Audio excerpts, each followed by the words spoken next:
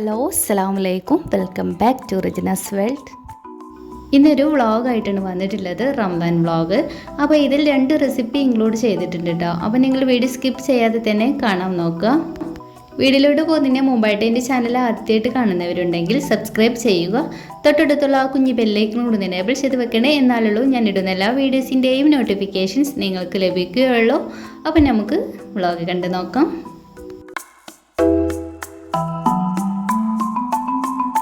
അപ്പോൾ ഇതിൽ കാണിക്കുന്ന റെസിപ്പി കാണാൻ മൊഞ്ചുള്ള ഒരു വെറൈറ്റി സ്നാക്സ് ആണ് കേട്ടോ തയ്യാറാക്കുന്നത്. അപ്പോൾ അതുപോലെ തന്നെ ഒരു സ്വീറ്റ് റെസിപ്പിയും കൂടെ ഉണ്ട് ഇൻക്ലൂഡ് ചെയ്യുന്നത്.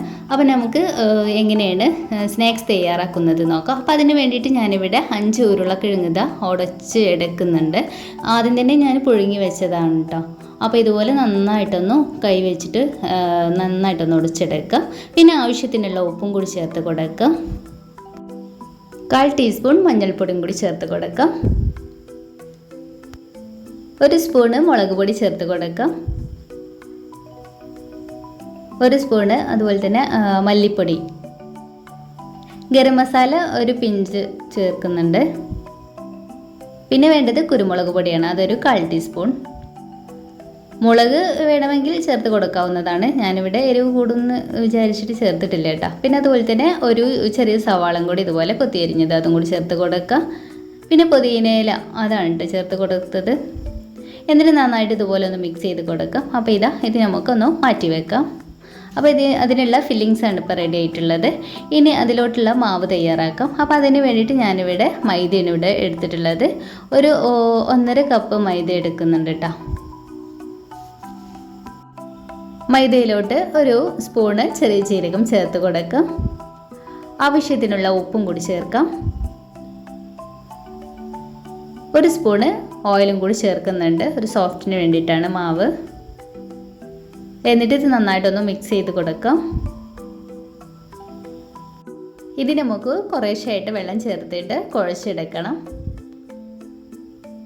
ചപ്പാത്തിയൊക്കെ ഉണ്ടാക്കുന്ന പോലെ അതേ രീതിയിലാണ് കുഴച്ചെടുക്കേണ്ടത്.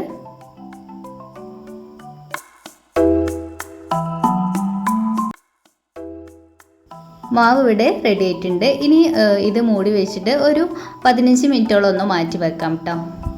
അപ്പോൾ കൂടെ ഓയിൽ ഒഴിച്ചിട്ട് ഇതുപോലെ ഒന്ന് മാറ്റി വെച്ചാൽ മതി. അപ്പോൾ ഇത് നന്നായിട്ട് നല്ല സോഫ്റ്റ് ആയിട്ടുണ്ട് കേട്ടോ. അപ്പോൾ ഇതിന് 2 ഭാഗമായിട്ട് ഞാൻ കട്ട് ചെയ്തെടുത്തിട്ടുണ്ട്. അപ്പോൾ ഇതിൽ 2 ചപ്പാത്തിയാണ്. ചപ്പാത്തി പോലെ നമുക്ക് ഇതുപോലെ ഒന്ന് പരത്തിയെടുക്കണം. നല്ല കട്ടി വേണ്ട, ഒരു മീഡിയം ലെവലിൽ ഒന്ന് പരത്തിയെടുത്താൽ മതി. അപ്പോൾ ഇതുപോലെ രണ്ടാമത്തെ ബോൾസ് ഇതുപോലെ പരത്തിയെടുക്കുക. അതേ സൈസിൽ തന്നെ പരത്തിയെടുക്കുക. ഇനി നമുക്ക് ഇതിൻ്റെ മുകളിലായിട്ട് ആദ്യം മാറ്റി വെച്ച മസാല നന്നായിട്ട് പരത്തി കൊടുക്കുക. ഇതുപോലെ കൈ വെച്ചിട്ട് തന്നെ നന്നായിട്ട് എല്ലാ ഭാഗത്തും എത്തുന്ന രീതിയിൽ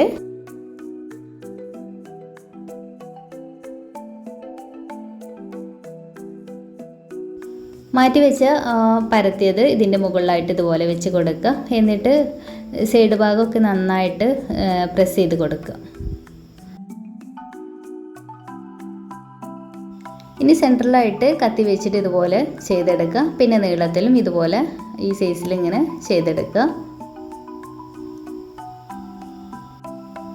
ഇനി നമുക്ക് ഈ താഴ്ഭാഗത്തുനിന്ന് മേലോട്ട് ഓരോ ഇതിലെടുത്തിട്ട് മറിച്ച് കൊടുക്കുക.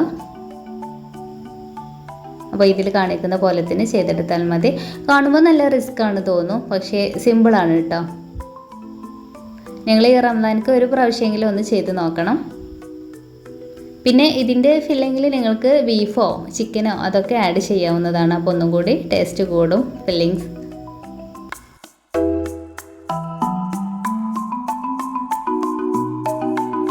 മൈദ ആയതുകൊണ്ട് നല്ല ഒട്ടി പിടിക്കും. അപ്പോൾ അതാണ് ഞാനിത് എല്ലാം ഇതുപോലെ വേറിട്ട് വെക്കുന്നത്. ഇനി നമുക്ക് ഇതുപോലത്തെ ഒരു സ്റ്റിക്ക്, ഞാനിപ്പോൾ പപ്പടക്കോലില്ലേ അതാണ് എടുത്തിട്ടുള്ളത്. അപ്പോൾ സ്റ്റിക്ക് വെച്ചിട്ട് ഇതുപോലെ ഒന്ന് സെൻറ്ററിൽ ഒന്ന് പ്രസ് ചെയ്ത് കൊടുക്കുക. എന്നിട്ട് ഇത് എടുത്തിട്ട് ഒന്ന് പിരിച്ച് കൊടുക്കുക. അപ്പോൾ ഇതുപോലെ ഒന്ന് പിരിച്ച് കൊടുത്താൽ മതി. അപ്പോൾ നല്ലൊരു ഷേപ്പ് കിട്ടും. അപ്പോൾ ഇത്രേ ഉള്ളൂ കേട്ടോ.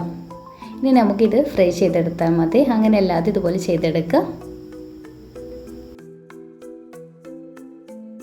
അപ്പോൾ ഇതാ എല്ലാതും റെഡി ആയിട്ടുണ്ട്. ഇനി നമുക്കിത് ഓയിലിൽ ഫ്രൈ ചെയ്തെടുക്കാം.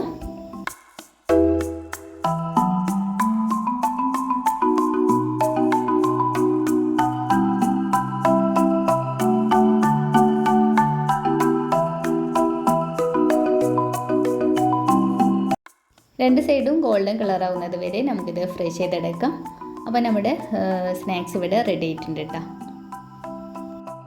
ഇന്ന് ജ്യൂസിനായിട്ട് ഉണ്ടാക്കുന്നത് മുന്തിരി ജ്യൂസാണ് കേട്ടോ. അപ്പോൾ ഇത് ഞാൻ ഷോർട്ട് വീഡിയോ ആയിട്ട് ചെയ്തിട്ടുണ്ട് കഴിഞ്ഞ ദിവസം. അത് കാണാത്തവരുണ്ടെങ്കിൽ ഒന്ന് കാണാം.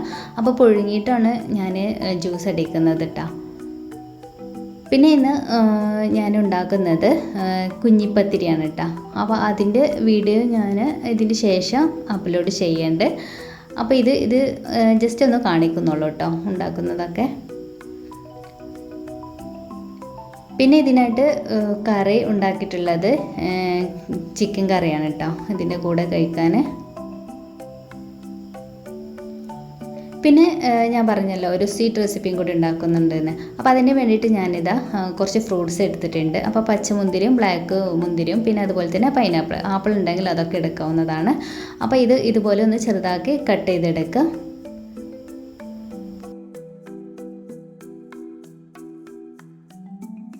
ഇത് തയ്യാറാക്കുന്നത് കസ്റ്റാർഡ് വെച്ചിട്ടാണ് കേട്ടോ. കസ്റ്റാർഡ് സെമിയ അതൊക്കെ വെച്ചിട്ടാണ്. അപ്പോൾ അതിന് വേണ്ടിയിട്ട് ഞാനിതാ 2 ഗ്ലാസ് പാല് ഒരു പാനിൽ ഒഴിച്ച് കൊടുത്തിട്ടുണ്ട്. ഇനി ഇത് ഒന്ന് തിളച്ച് വരുമ്പോൾ ഇതിലോട്ട് പഞ്ചസാര ചേർത്ത് കൊടുക്കാം. പഞ്ചസാര ചേർത്തതിന് ശേഷം നമുക്ക് ഇതിലോട്ട് ഒരു 4 ടേബിൾ സ്പൂൺ സേമിയയും കൂടി ചേർത്ത് കൊടുക്കാം. എന്നിട്ട് നന്നായിട്ടൊന്ന് വേവിച്ചെടുക്കണം. സേമിയ വെന്തതിന് ശേഷം നമുക്ക് ഇതിലോട്ട് കസ്റ്റാർഡ് ചേർത്ത് കൊടുക്കാം. അപ്പോൾ ഞാനിതാ കസ്റ്റാർഡ് എടുത്തിട്ടുണ്ട്. അപ്പോൾ അത് 2 ടേബിൾ സ്പൂൺ കസ്റ്റാർഡാണ് എടുത്തിട്ടുള്ളത്, കസ്റ്റാർഡ് പൗഡർ. അപ്പോൾ ഇതിലോട്ട് കുറച്ച് പാല് ഞാൻ അതിൽ നിന്ന് മാറ്റി വെച്ചിരുന്നു കേട്ടോ. അത് ഇതിലോട്ട് ഒഴിച്ചിട്ട് നന്നായിട്ട് മിക്സ് ചെയ്ത് കൊടുക്കണം, കട്ട കെട്ടാതെ മിക്സ് ചെയ്ത് കൊടുക്കാം. എന്നിട്ട് കുറേശ്ശെയായിട്ട് ഒഴിച്ചിട്ട് ഇതുപോലെ നന്നായിട്ട് ഇളക്കി കൊടുക്കണം, അല്ലെങ്കിൽ കട്ടായി പോകും കേട്ടോ. അപ്പോൾ അത് ശ്രദ്ധിക്കണേ. ഇനി നമുക്ക് ഇതിലോട്ട് ഫ്രൂട്ട്സ് ചേർത്ത് കൊടുക്കാം, കട്ട് ചെയ്ത് വെച്ച. എന്നിട്ട് ഒരു 3 മിനിറ്റോളം ഒന്ന് കുക്ക് ചെയ്തെടുക്കാം. ഒരു മീഡിയം ഫ്ലെയിമിലിട്ടിട്ട് കുക്ക് ചെയ്തെടുത്താൽ മതി. അപ്പം നമ്മുടെ സെമിയ കസ്റ്റാർഡ് ഇവിടെ റെഡി ആയിട്ടുണ്ട്.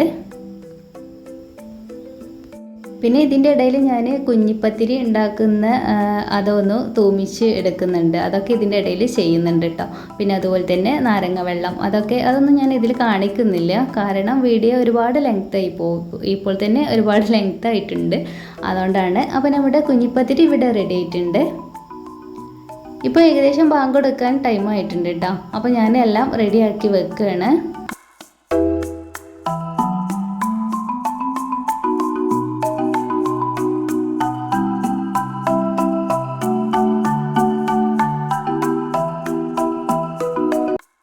അപ്പോൾ ഇതാ ടേബിളിലെല്ലാം സെറ്റാക്കി വെക്കുന്നുണ്ട്. 3-4 മിനിറ്റും കൂടി ഉള്ളൂ കേട്ടോ ബാങ്ക് കൊടുക്കാൻ.